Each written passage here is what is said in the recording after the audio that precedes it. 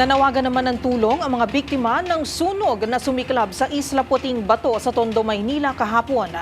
Ang mapaminsalang sunog na itinaas pa sa Task Force Charlie, tinupok ang mga ari-arian ng nasa 2,000 pamilya, batay sa pinakahuling tala ng Manila Police District. Ang buong detalye alamin sa report ni Edwin Duque. Nagkalat sa kalsada malapit sa Isla Puting Bato sa Tondo, Maynila ang mga biktima ng sunog kahapon araw ng linggo.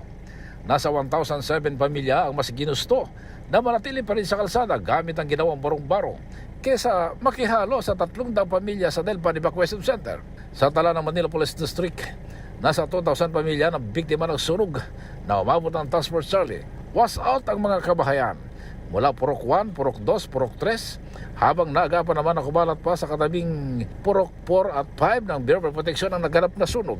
Panawagan ng mga biktima, tulungan sila ng gobyerno na muling makarecover dahil wala mano silang nadalang mga kagamitan maliban sa suot na damit. Matandang alas 8:02 kahapon ng umaga, nag-umpisa nga sunog na nagmistulang impyerno.